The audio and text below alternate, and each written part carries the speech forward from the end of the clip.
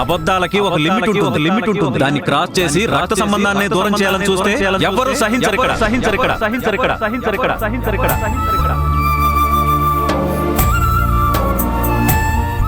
అక్క,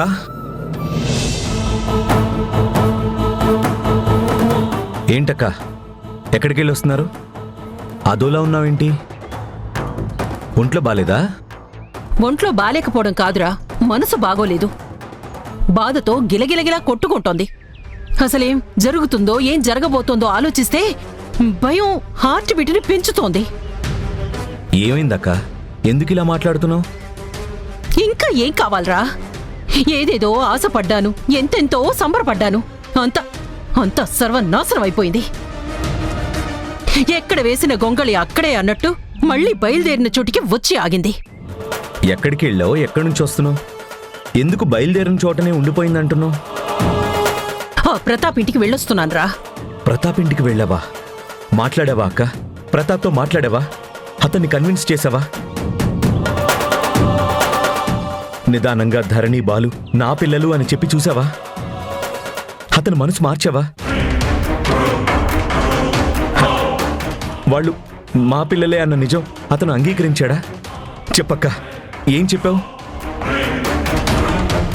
ప్రతాప్ ఏమన్నాడు? ధరణి, బాలు మా పిల్లలుగా మా దగ్గరకు వచ్చేస్తారా? నీ ఆరాటం ఆశ నాకు అర్థం అవుతోందిరా. నేను చెప్పాల్సిన పద్ధతిలో అన్నీ చెప్పాను.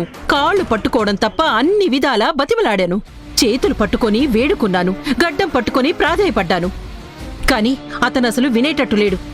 నా మాట వినిపించుకునే ప్రయత్నం కూడా ఇష్టం లేనట్టుగా మాట్లాడాడురా. అబ్బా, చాలా కటువుగా నా మనసు కష్టపడేలా మాట్లాడాడురా. నువ్వు జనని వాళ్ళ దగ్గరికి వెళ్లి మాట్లాడిన విషయం కూడా చెప్పాడ్రా. అసలు ఆయన ఏం ఆలోచించాడో, ఎందుకంత పెడసరంగా మాట్లాడాడో నా బుర్రకు అస్సలు అంతు పట్టడం లేదు. ఎన్నెన్ని మాటలన్నాడు, ఎన్ని రకాలుగా నిందలేశాడు తెలుసా? చివరికి ధరణి, ధీరజ్ల పెళ్లి కూడా క్యాన్సిల్, ఇంకా మా ఇంటికి రాకండి అని, ఆశలు పెంచుకోకండి, ఈ పెళ్లి జరగదు అని అన్నాడ్రా. అంతే, నా గుండె 16 ముక్కలైంది. దుఃఖం ఆపుకుంటూ ఇదిగో ఇక్కడిదాకా భారంగా అడుగులు వేస్తూ వచ్చాన్రా.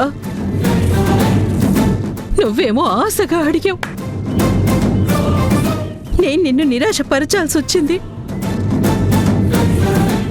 కాని ఏదో మంచి జరుగుతుంది, మేలు జరుగుతుంది అని హామీ ఇవ్వలేకపోయాను.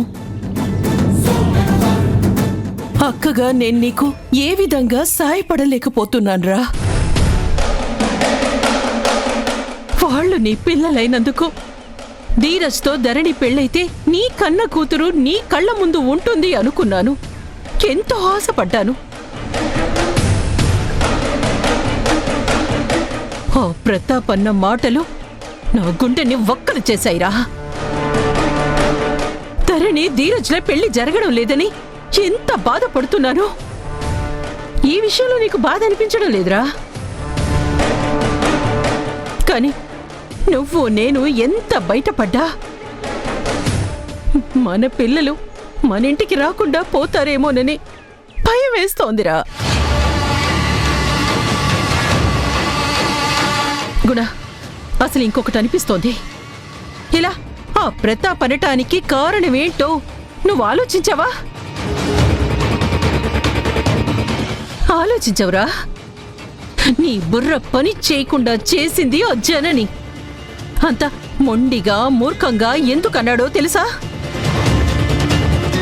జనని పదే పదే వాళ్ళింటి చుట్టూ తిరిగి ఆ ధరణి చుట్టూ ప్రదక్షిణలు చేసి, నువ్వు ప్రతాప్ కూతురువి కాదు, నా కన్న కూతురువి అని చెప్పడం వల్లే ఇదంతా జరిగింది. విసిగించి కొత్త సమస్యలు తెచ్చి నెత్తిన పెట్టింది. మన తగువుల వల్లనే, మన మధ్య పొరపచ్చాల వల్లనే ఆ పెళ్లికి మనం అడ్డుపడుతున్నామనే ప్రతాప్కి అనుమానం కలిగేలా చేసింది.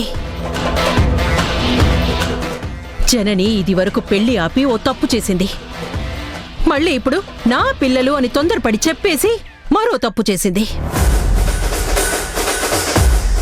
అందుకే ఈ చపలచిత్వం మనుషులతో మాకెందుకు సంబంధమని చివరికి కూతురి సుఖ సంతోషాలు కూడా ఆలోచించకుండా ఈ పెళ్లి మాకిష్టం లేదు, మీ మీద మాకు నమ్మకం లేదు, ఇప్పుడే ఇంత మాయ చేస్తున్నారు. రేపు నా కూతురికి మీ అబ్బాయితో పెళ్ళైతే ఆ ఇంట్లో ఏం సుఖపడుతుంది? జీవితాంతం కుమిలి కుమిలి ఏడవాల్సొస్తుంది. ఇంకా ఈ ఇంటికి రాకండి, మాతో మాట్లాడే ప్రయత్నం చెయ్యకండి అని నిర్మోహమాటంగా చెప్పాడు.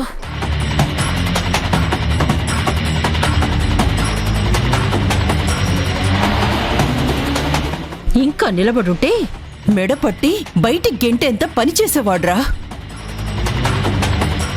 మొత్తం జననీయ చేసిందిరా. కనీసం పెళ్ళయ్యేదాకన్నా ఓపిక పట్టి ఆ తర్వాత చెప్పొచ్చు కదా. ఆరాటం నా బిడ్డ అంటూ తిరిగింది. అంతే, వాళ్ళు ఎక్కడ తన్నాలో అక్కడ తన్ని పంపించారు. ఏంటక్కా ఏదేదో మాట్లాడి ఎవరినెవరినో తప్పు పడతావే? అసలు ఈ పెళ్లికి జనని నేను చేసిన ప్రయత్నానికి సంబంధం ఏంటి? ఎవరో అవునన్నా కాదన్నా ధరణి, బాలు మా పిల్లలు, ఈ ఇంటి పిల్లలు. ఎలా అయినా సరే, ఎవరిని ఎదిరించైనా సరే, ఎంత పోరాటం చేసైనా సరే మా పిల్లల్ని మా ఇంటికి తెచ్చుకుంటాం, అంతే. నువ్వనుకుంటే సరిపోదురా. అక్కడ అతను ఇంతకంటే పట్టుదలగానే ఉన్నాడు. నా పిల్లలు అనే నమ్మకం అతనికి 100కి 100 పాళ్లుంది. అసలు ఆ ధరణి అంటే ప్రతాప్కి ఎంత ప్రాణమో నీకు తెలుసు కదా.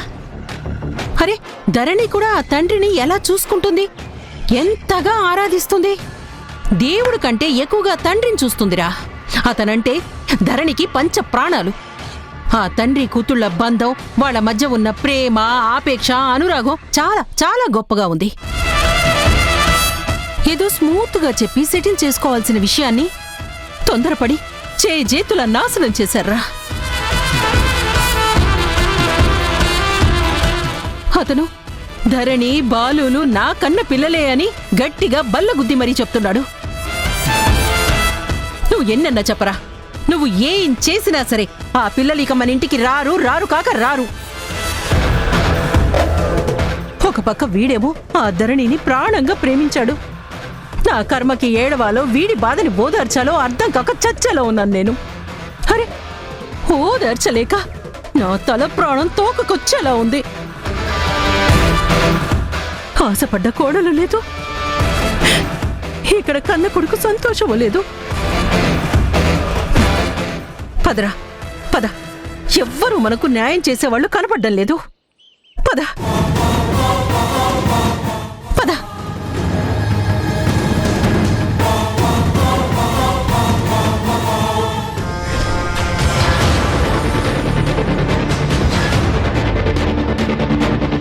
పడరా, బాగా బాధపడు, అనుభవించు. జనని సావాసం పట్టి ఆశపడ్డావుగా, అప్పుడే ఏమైందిరా. ఇక ముందు నువ్వు అది తల పట్టుకొని కూర్చొని ఏడవలసిన పరిస్థితి వస్తుంది. ధరణి, ధీరజ్ల పెళ్లి చెయ్యాలరా అని నేనంటే జనని ఒప్పుకోవాలి, కన్నతల్లి కదా అని ఓవరాక్షన్ చేశావుగా. దాన్ని బాగా సపోర్ట్ చేసి వెనకేసుకొచ్చావుగా. ఇప్పుడు కూతురి కోసం ఏడువు. అది నీ కట్టుకున్న పెళ్ళాం కాదురా, నీకు పట్టిన శని.